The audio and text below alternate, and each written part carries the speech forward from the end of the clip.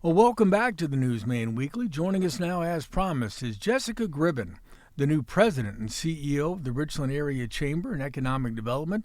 Good morning, Jessica. Thanks for being on the show today, and thanks for getting up so damn early. Good morning. Thanks for having me. All right. Now, you're a lifelong Richland County resident. You grew up here, you live here, you raised your family here. That's right. How has that deep personal connection shaped your passion for economic and community development in this area? Great question. So, growing up here, I had a wonderful childhood. I had a wonderful education here, and really enjoyed growing up in Richland County, going to see different places and then coming back home, and always wanting, just to make this place the best place it can be. So I've lived here my whole life, drug my husband over the Ashland County border and made him move here. And then I've got two boys who are going to school here and are growing up here too. So it's just like, I had a wonderful childhood. I want to pass that on to my kids. I want to make this place, even better than I found it. And there's a lot of people who are rowing in that same direction. So it just feels like a really great time to be involved in that movement, that momentum of just, moving Richland County forward. Yeah, I run into a lot of people who maybe they're older or maybe they're younger, but they don't, the older people remember the old days when we had Westinghouse and we had Tappan and we had GM and a lot of that industry left. And then a lot of people don't remember what, for example, Main Street looked like downtown back in the 80s and early 90s when things weren't so good. How do we combat that kind of I'll use Spiro Agnew's words here from way back in the day, the nattering nabobs of negativism. Wow. How do we convince those folks that things may not be the best they'll ever be, but they're better than they were in the last 30 years, and we're getting better? Yeah, I think that's really hard, and there's always going to be Donnie Clark calls them boo birds, which I think is just a really nice way to say. and that's easier to say than nattering nabobs of negativism. Yes, it is, Carl. So we're going to go with boo birds. But you know what? There's always going to be those people who have an opinion. And I think the hardest thing is with social media, it's so easy to have a negative, grumpy opinion and just put it out there for everyone to see. The harder part is doing work to make things better. And I would just encourage anyone, if you have a negative comment or thing to say, find a way to get involved. It's kind of upon you to make things better if you don't like the way that they're going. So, there's a lot of people who are nose to the grindstone, getting things done, making good things happen, and those voices aren't always as elevated as some of those negative voices. There's some people that it doesn't matter what you do; they're never going to be happy. So we just continue to do the right thing and move things forward, and it'll work itself out to a certain degree. Sometimes it's just like, well, you just need to take a break from social media so you can continue to just do the work. Now, before you joined the chamber back in, I think it was 2018, you had a background in real estate and banking.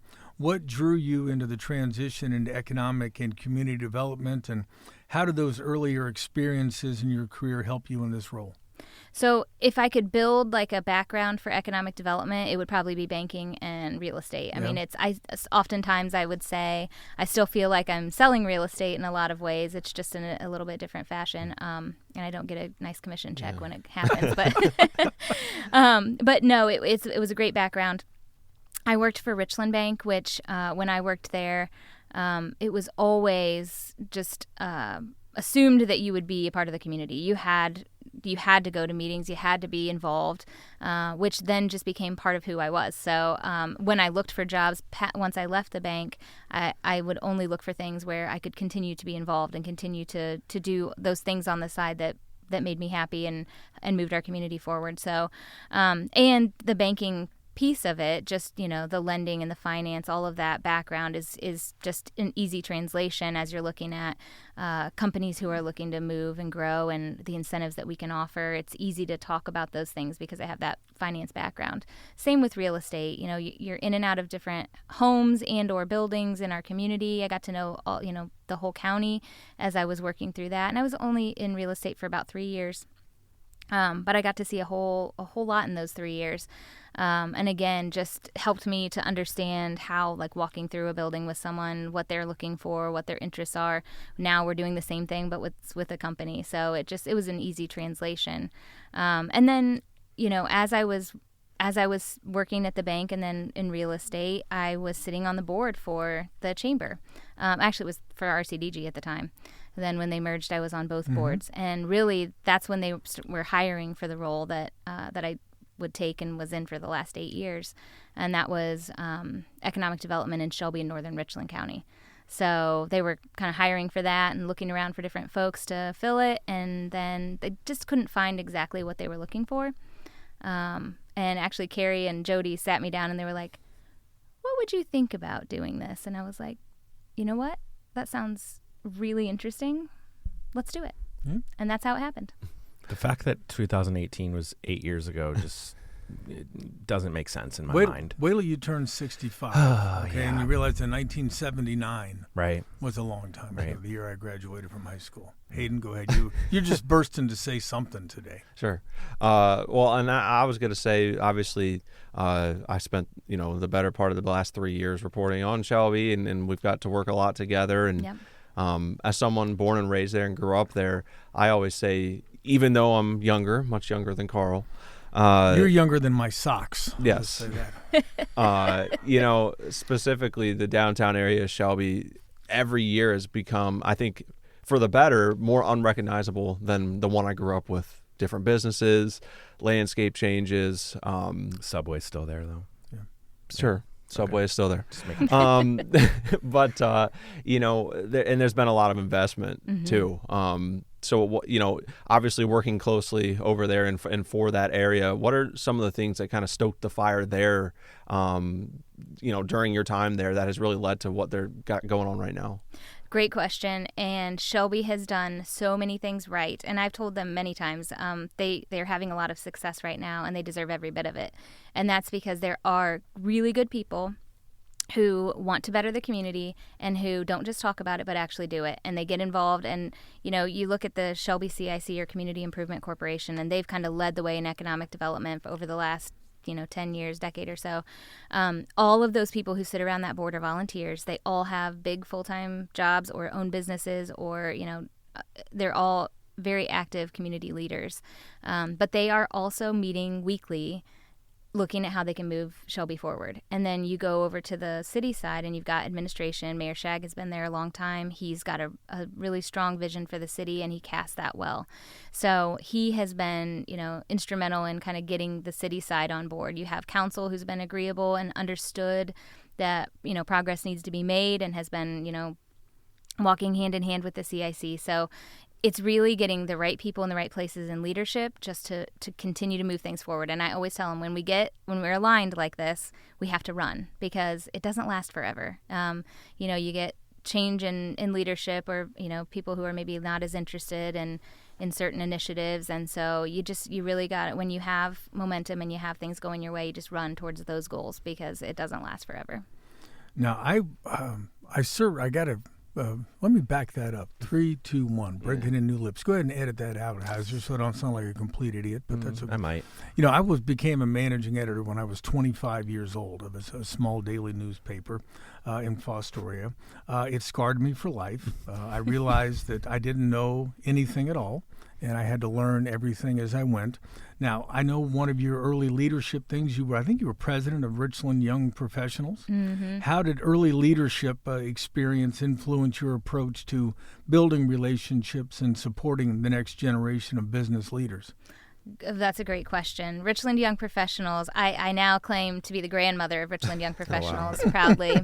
I'm very far removed from that now, but I actually just went to their awards dinner the other night, and they were recognizing young professionals, who were doing great things in their careers. And there was a sense of pride of like, it's still happening. Mm-hmm. These guys are engaged. They're excited. They're doing things in the community. It's huge. That was a great leadership opportunity that was presented to me. I don't know if any of you knew John Brown when he ran Richland Bank, but yes, he created an opportunity that we could not turn down. He's like, well, I would like you to start this young professionals organization. And everyone's like, oh, I don't. And he's like, no, I would really like you to do this. So we did. So it was really a handful of Richland bankers, and then we started pulling people in, and we got some great community members that came into the fold, and we started to build this thing. And I mean, we did all the things. We ripped off and duplicated from other young professional organizations what we liked. We had Cody Albert was doing our marketing, and they're still using a lot of that marketing stuff today. It's really good. He's very talented. And we had just like a really great group of young professionals who, again, just jumped in and did the work. And there were a handful of people who said, oh, we've tried this before. It never works. It doesn't stick. Young professionals are just like, they're cats in the wind. They go and do their own thing. It'll last for a couple weeks and then it'll be done. Well, here we are. What is this like? I mean, it's a decade plus later, and we're still, like, Richland Young Professionals is still a thing. They're still going. They're still doing great things in the community. So it was a great opportunity. Also, I met so many people my age who were interested and anxious to move things forward. Some of those exact same people are the people I'm working with today to continue to move our community forward. So those relationships were just gold, really. So will there be is there an idea of forming a Richland Old Professionals? I hear you volunteering. No. See, I was in the Navy Reserve, and you know what Navy's an acronym for? Never again volunteer yourself. Yeah, so no, that's not it. But yeah, I think Richland Old Professionals. Got a good ring. We're Hear, old. hear. We're old. We're old. We're tired, and get off our lawns. Start it up. Yeah. Heiser, you wanted to It's ask simple messaging. I like it. Well, I was just going to say, what is, if someone's listening right now and they're like, oh, that's like, get involved. Okay, fine. All right. What can I do? Like, what are some of the opportunities, like all ages, that, do you know, like off the top of your head, just a few of the opportunities, or is it like, do you have to start something, or who can you connect with? That's a great question. Now, here's the benefit of social media. So it's not all bad. There are great ways to find organizations that align with your passion via social media. That's probably the best way to really find those things. So depending on what it is, are you interested in, the Young Professionals organization is thriving. If you're under, I think they're 40 and under, get involved with that if you're interested in, getting to know people and networking with your people. The chamber, of course, we have a million different ways to get involved. So between our business after hours, we often have lunch and learns and different things like that. You can be an ambassador for the chamber, which is really like you going out there and talking to people and networking. It's just a great way to do that. You come to the ribbon cuttings for new businesses, so that's always fun. You get to meet the new entrepreneurs who are starting stuff right here in our community. And then there's, all these nonprofits that we have across the county that do different things. So depending on what you're passionate about or excited about or you want to change, there's probably an opportunity that already exists for you. Now, if your passion is something like totally outside of that wheelhouse, you want to like save goats, I don't know that there's a saving goat organization, but certainly you could get it started. The lane is there. Sounds like he's volunteering. I don't know. So yeah, I just watched a movie about goats. The goats are yesterday, fine. so. But yeah, How do you know? they're fine. Okay, as long as you're checking on them. Yeah, I am. If chances are, if you just walk downtown and go to Relax or Third Cup, or like there's casual meetups too, or just coming to different events, and Absolutely. you're going to be able to talk to someone that's going to be able to point you in the right direction too. So 100%. Are you actually suggesting people can get downtown? Is that what you're trying to say? I think it's that possible. They can actually get to Main Street? Yeah, you can do it. When they're not giving away $1 million in some Queen of Hearts We song? don't have those wayfinding signs up yet, Oh, okay. but Yeah, you can still do it. Well, just listen to the sound of still construction. You can Right. find. You don't need wayfinding signs. You hear the sounds. It's true. All right, Jessica, Jody Perry had the role you're in for a decade. Then she became mayor. Ellen Hines had it for a couple of years now. What do you see as the biggest strengths or positive momentum that's already underway at the chamber that you really want to build on? Oh, so many things. Jody was a fantastic leader. I am so blessed that I got to work under her for several years. When she left, there was some thought about, is this the time? Should I move into this role, or should I, pursue this role at that time? I'm really glad I didn't, because I got to work under Ellen as well, and Ellen brought something totally different to the table. So working under two really strong leaders who had a strong purpose and sense of direction, I just feel really, really excited to this. There's a lot of momentum in our community. In Mansfield, there's things going on. In Belleville, there's things going on. In Shelby, there's things going on, and all in between. So it's a really exciting time to just jump into that momentum. Of course, I have my own vision for the way things should go, and we're working through some internal things right now just to figure out, how best do we structure our organization to be the best support we can for the great things that are going. But Jody moving into that mayor position, again, getting the right people in the right seats on the bus is how you really just go. So I think there's a lot of that's happened. We've got strong councils kind of across the county. We've got strong leadership, and there's just there's certainly a sense of, you talked about the boo birds, but there's also a lot of people who are saying, there's some really great things happening here. How do I get involved, or how do I move this forward? And so it's an exciting time for sure to take on this leadership role. Also, we have an amazing team at the chamber. You've probably interviewed half of them here for various different things, but they're just really good professionals who are actively, all of them care, all of them are passionate and moving things forward. So now, chambers of commerce, when I was growing up, they were places that businesses joined, and every once in a while maybe they had an annual event or they had a meeting here or there, and they were seemingly almost like social clubs for businesses. They get together and I always just thought that's where you go to get currency exchange. Really? But, That's what you thought? That's what I thought. Soccer. Yeah. Well, you can tell you went to Lexington High School. I'm just learning today that no. But that's all a way of leading into and you and I kind of talked about this a little bit when you got the job a few weeks ago, but the role of chambers of commerce, or is it chambers of commerce? I think it's chambers of commerce. It's changed over the years. Certainly. You guys really, in terms of doing economic development, is part of that change because the chamber and RCDG came together? How did that work, and what do you see as the biggest role in terms of landing business and industry and stores and things like that? So, yes, I think there's a big piece of the chamber and RCDG coming together that has changed the way that the chamber does business. That being said, chambers of commerce have been around for hundreds of years, and you're right, they've evolved significantly over time. The way I look at our organization as a whole, and so we have the chamber side, we have RCDG, which is the economic development side, and then we have the Chamber Education Foundation, which is Angie Cerrone runs that, and it really has a lot of programming. So the way I see all of this is we are a supportive organization. We are here to support the businesses that exist here, first and foremost. That is number one on the list. Those people have already invested their money, already invested their time, already said this community is worth investing in, and I'm here and I'm doing it. So that's number one on our list, always has been. When people think of economic development, they always do think of that attraction side, which there is a piece of that that's important. We have to bring in new business.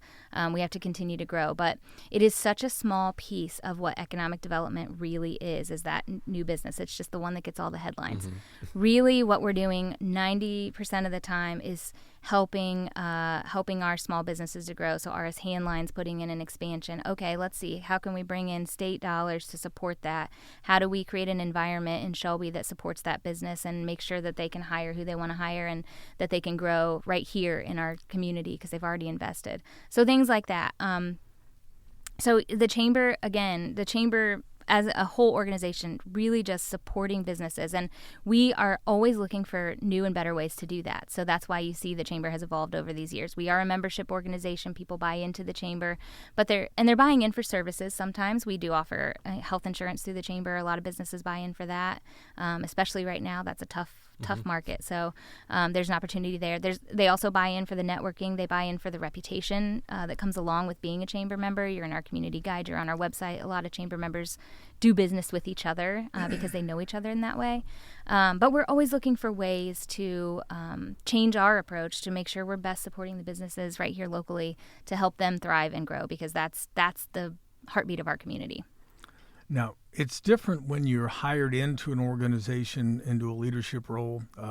You've obviously done well in an interview when you've done that, but being promoted from within, like you were, that's a strong vote of confidence. What do you believe the board saw in your leadership that made you the right person to guide the chamber forward at this moment? That's a tough one.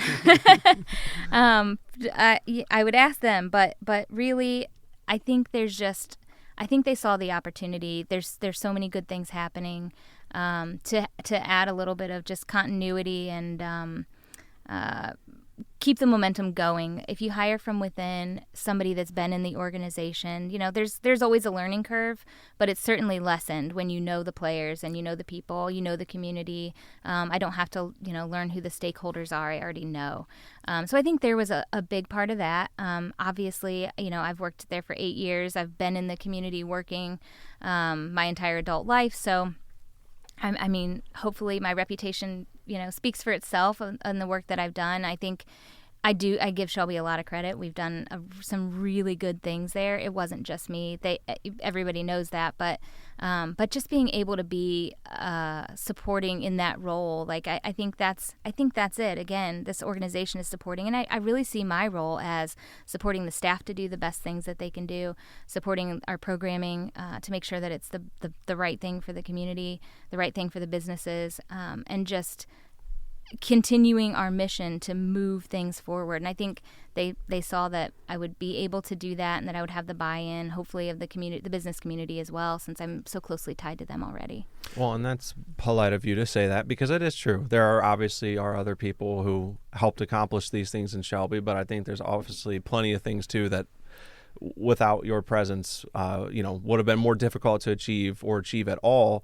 So I don't know if it's something you can answer right now, but is that something, is there, because I know there's multiple parties involved with that kind of partnership. Do you foresee having someone, I guess, with a special assignment to Shelby or Northern Richland County again, or just something you're going to kind of keep as part of your role, even though, you encompass a lot more now? What's kind of the plan there? Because I know that you'll be tremendously missed over there, although you're still serving that community now. Yes, and I will say that was part of my decision to move forward in this role, is that I would still get to represent Shelby and the whole rest of the county, and every community in our county has some special sauce or something unique and special about them. So it's exciting for me to be able to just expand on that. But certainly we will get somebody in Shelby that's dedicated to that position. Sure. I'm actually going to work with Path Forward, which is like the executive group of the CIC this week, just to kind of shape that as we put out that job opportunity. What does that look like? What tweaks do we want to make? That kind of thing. So hopefully you'll see something at the end of this week advertising that role, and we want to get the right person in the seat on the bus, because we know how important that is. So definitely going to do that. I will still, I'll be as hands-on as I can be with everybody, really. I mean, but more in a supporting role of the folks that are doing that hard work on the ground. So, but yeah, I was excited that I get to still work with Shelby, but expanding to really the rest of the county and some of the really good things that are happening there. So, yeah. Now, one of the programs that you guys run, and part of the reason I know about this is because I went through it, Leadership Unlimited. I was part of the greatest Leadership Unlimited class of all time. It was back in 1997, and that's an Seems inside like I've heard joke. that line before. Yeah, it's an inside joke because every class says they're That's the right. best Leadership Unlimited class. But explain what Leadership Unlimited is, and how can folks that might be interested learn more about it? So, yeah, Leadership Unlimited. I also am an alumni of that program prior to my time at the Chamber in 2014, best class ever. So that is something that is run under our Education Foundation, and Angie Cerrone, I think, has leveled up Leadership Unlimited. It's always been a good program, don't get me wrong, but just like the Chamber, it's had to evolve. And really, I think it's just a real strong focus on leadership. We talked about how do you get involved, and, this Leadership Unlimited is a great way to test those waters. So you get to kind of explore the county in a variety of different ways. So, for example, I think it's this Thursday. They're doing an entire day dedicated to housing. What does housing look like in Richland County? How is it changing? How can we move it forward? That kind of thing. And a lot of times those LU classes will find their passionate area as they go through that process, and plug into the different things as they get exposed to them. So LU is great for that. It's also just a great way to, if you have a young leader in your organization that you want to level up, you want them to be in leadership moving forward, it's a great way to expose them to other county leaders. Some of the folks that I went to Leadership Unlimited with ended up on RYP with me through that program. So it just expands that network across the county, which is great. Most of the people I went through Leadership Unlimited with are either retired, dead, or both. Yeah. Wow. But yeah, I think Richland Source, the origins of Richland Source was a Leadership Unlimited thing. Was it? Okay. Yeah. I think you're right. And I mean, I was young. 1997, I was 36, and Tom Brennan, who was the publisher editor at the News Journal, said this would be good for you. You could learn something about Richland County. And you probably had a great attitude the whole way through. Yeah, just like I do today. I have a great attitude about stuff. Thank you for that. You know, I love to get on elected officials like Tony Vero because I call it squishy government. But I know there are tools out there that Richland County is now taking advantage of, and Mansfield also. The whole new Port Authority. Mansfield finally launched a CIC like Shelby has and like Ontario has. How important are those tools, the Port Authority, CICs, in terms of advancing economic development? That's a great question. They are incredibly important. And we traditionally here in Richland County have been a little behind the times on getting some of those things implemented. Sometimes just for lack of capacity or lack of knowledge, but I will give Ellen a ton of credit. She brought in Tom Vanderhorst, who had a background in public finance. That he'd been in it for many, many years. He knows exactly how it works, and he's done several of these big projects across the state that demand really that you have those tools in place. So for us to start the Port Authority, I give the commissioners a ton of credit. They jumped on the idea when it was brought to them and said, yes, we absolutely need to do this. It's been a huge win for us. We've already had several projects go through, and we have a whole pipeline of projects that will likely go through. And it's not that these projects weren't necessarily using a Port Authority before. Some of them were, some of them weren't. Some of them probably didn't have access, but when they were using the Port Authority, those dollars that are generated through that process were going to other counties. Now those dollars can stay right here in Richland County and be used for economic development. So it was a huge win for us, a huge win for our companies because we make it easy for them. It's local, and so the decisions are local, and we can move quickly on things.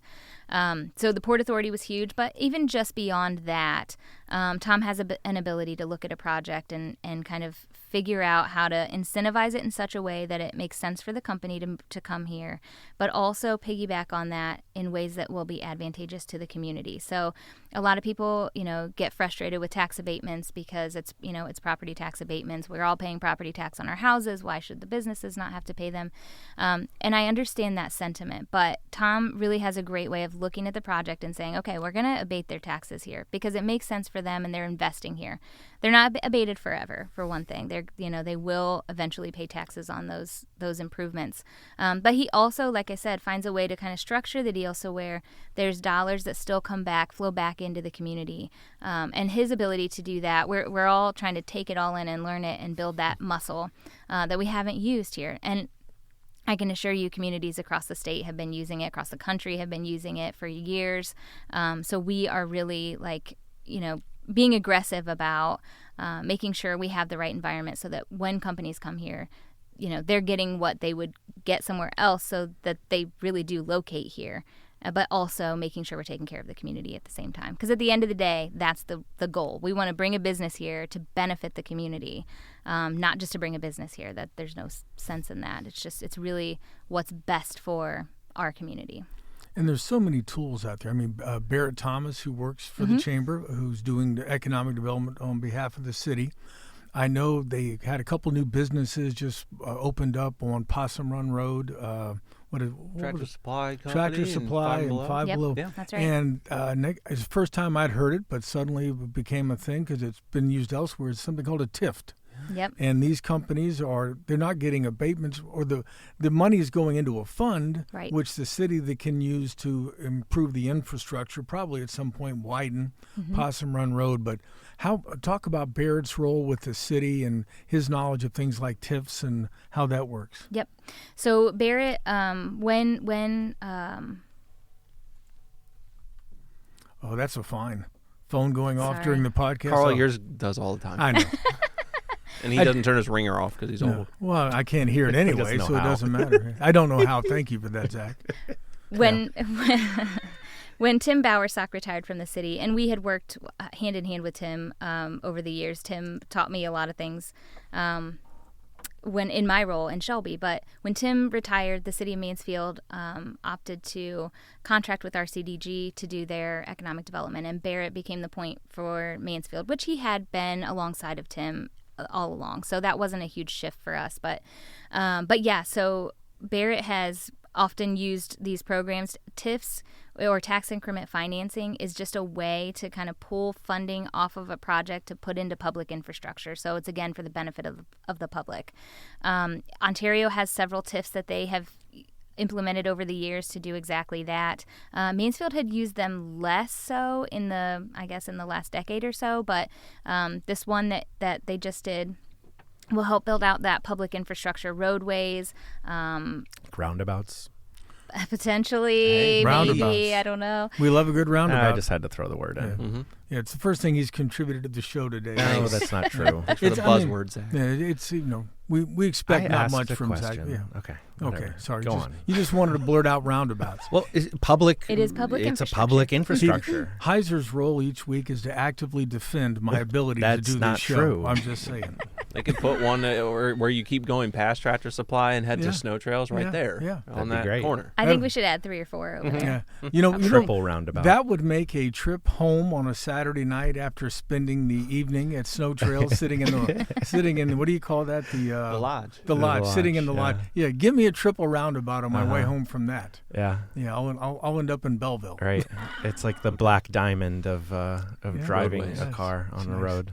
Yes, anyway. As long as they're not multi-lane. Yeah. Oh, yeah. I'm fine with We're that. not ready for As that. long as No, they're we're no, we're not. for that. I hit a couple of those in Michigan a couple of years ago, and it was almost like that scene from European Vacation where Chevy Chase and his family was doing the round. Yeah. Look, kids, Big Ben. I could not get off the loop. It just Yeah, kept going. it's too much for me too. Anyway, we interrupted. Please continue if you can remember what it was we were talking about. We were talking about tax increment Yes, financing and just thank you. yep. And how it just has the ability to pull funding off of a project to put into public infrastructure. So it's a great tool to use. Again, we've used it across the community in a variety of ways over the years, probably not as often as we could or should have. But Barrett, just got one implemented at that new development, and that will help to build out some of the public infrastructure over there and hopefully continue development in that area. Now, one of the, I call him an unsung hero down there, and we've had him on the show. We had him in primarily to talk about the Mansfield Speedway, but he knows a little bit about workforce development as well, is Clint Knight. I hear people talking about, well, people and companies can't find people that want to work anyway. How important is the workforce development in your organization and the work that Clint does? Absolutely crucial.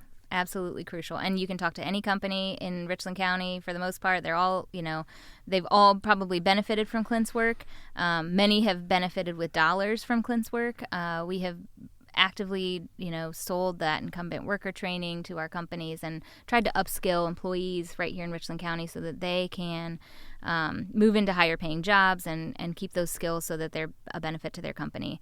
So Clint is the administrator for our WIOA board. And so in that role, there's a lot of programming that happens around pipelines and workforce development. And so him and Angie Cerrone actually have worked really closely together on some of that development as well. So you'll see her with the Leader Richland program this year, but she's also got like a Young Leaders Institute that's kind of doing some of that similar stuff that LU would do, but exposing students to the types of work that are available here, getting companies to bring in students, to bring in interns, things like that.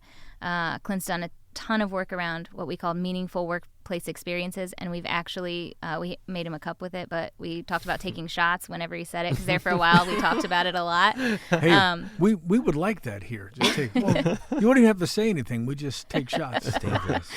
But no, Clint's work is incredibly valuable, and workforce is one of those things. It's very nebulous. It's hard to get your mind around it, but Clint has been able to organize it in such a way that it makes sense, and build out those programs that are working, that are getting students through them, that you're seeing them come out the other side and be ready for work, and making sure that educators and employers are speaking the same language, because oftentimes there's that disconnect where the educators are saying, yes, you say you want this and I'm giving you this, and they're like, well, you're not giving us what we're asking for. This isn't what we need. So he has done a fantastic job of bridging that gap and bringing them together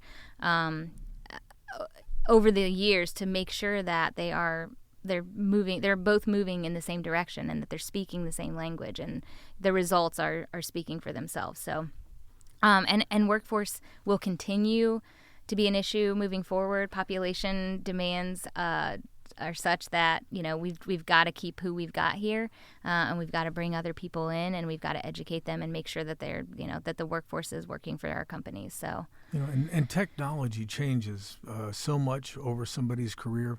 You know, I try to tell these guys, when I started out in the business, we used typewriters. Yep. There was no internet. If you wanted to look something up, you went to the library. I mean, there just wasn't the technology that we have today. In fact, I was joking with these guys this morning. I said, guys, if you lost all these saved numbers in your cell phones, who could you actually physically dial? And it was like maybe 2 or 3 each, except for Hayden, who I think Hayden could call his high school football coach. I don't know if I can call on Eric his well. phone. Yeah. But I mean, technology changes so much. So how important is it that people continue to learn, like old guys like me, that you have to continue to learn and adapt as you go through your career? Well, I think we're seeing the trajectory of that with AI. It's just a magnitude of 10 happening so quickly. Even at the chamber, we've talked about the chamber adapting over the years. Certainly we have, but the way that we work has changed. I mean, we are integrating AI into a lot of the workflows that we do, and trying to find the best ways to use that, the smartest ways to use that. And everybody has to be doing that, because you gain so many efficiencies. When you talked about going to the library to research things, and we think about when you had to mail out documents for somebody to sign, and it's like now email, you have them now, and you can sign them in the same, you know, few minutes. So we gain all these efficiencies, and then what are we doing with our time outside of that? So taking shots. I guess so. That's what you got out of this. I don't like that auto signature stuff, because it makes my handwriting look really good. Right. I mean, I can actually read it. If you click like auto signature, you're like, that's clearly not I'm me. like, that's not me. There's good. nobody in the That's world good. that would compare my signature and let me vote based on that one. Based on the auto signature. Yeah. Exactly. But yeah, I mean, if you have to keep up, you have to. I mean, that's just the bottom line. So anytime you can find ways, and that the chamber has offered me the opportunities many times to do further education, which has helped me a lot to understand, you know, better the economic development side, even the chamber side of the house. So we are heavy on that within our organization, because we know it's the right path forward. And we also, whenever we're talking to our companies about growth and expansion, you know, how can you plug in your employees? What processes are you using to make sure that they're getting the training that they need? And we, again, Clint has been huge in this, but some of the grants from the state that offer incentives to upskill your workforce, tech cred, and just the incumbent worker training and different internships and things like that, putting that all together, making sure companies have the resources that they need, the tools that they need to educate their workforce. Now, obviously, as I mentioned earlier, Richland County has a pretty rich industrial heritage. I mean, when you think back to the days of Westinghouse, General Motors, Tappan, Ohio Brass, look in your crystal ball, and I won't ask for specifics, but what key industries do you see as strengths for this area right now, and what's the biggest growth potential in the coming years? Ooh, that's a loaded question, Carl. Thank you very much. Again, supporting the companies that are growing here is our biggest win. The ones that are innovating, the ones that are adapting, the ones that are looking for ways to fit into what's a new economy. And I will say, you know, you named all those heavy hitters that we had before, and those were great companies, and that was a great time in our history. But we are more well positioned today, I think, to kind of weather those storms that are coming. We've got much more diversified manufacturing economy. While we're still automotive heavy, we have branched out into many different areas that we cover. So there's packaging being made here. Those are huge, fast-growing industries. There's woodworking and display work being done in Richland County that people maybe don't know about. There's tons of stuff happening at the airport and around the airport that are, you know, that's a huge opportunity for us. The 179th transitioning to a cyber wing, that's also a huge opportunity for us. I mean, we've talked about tech jobs over the years, and quite frankly, they are here. They're sitting inside of industries that you may not think of as tech industries, but they exist here. But there's just an opportunity, huge opportunity with that as well, to continue to grow in that area. So, and of course, the medical field, we've seen, we are a medical hub here in Richland County, but how can we translate that into not just primary care, not just care, for our residents, but is there research and is there opportunity to expand on that here in Richland County? So I think we've got a ton of opportunities in front of us, building on what we have. And again, seeing that economy diversify has just been, it's a win for us, and it was painful to go through. But I think we've come out stronger on the other side of that. All right, we'll kind of close with this. I'll give you a chance. What message would you like to send to current and prospective chamber members, businesses, and residents about why they should get involved with or support the work that the chamber is doing? Great question. So, again, I submit to you that the chamber is a supportive organization for our businesses in Richland County. So if you're a business, we'd love to find out how we can best serve you. Jennifer Wagner, if you've not met her, she's our member services director. She's fantastic. She can tell you, here's all the ways that the chamber can benefit your business.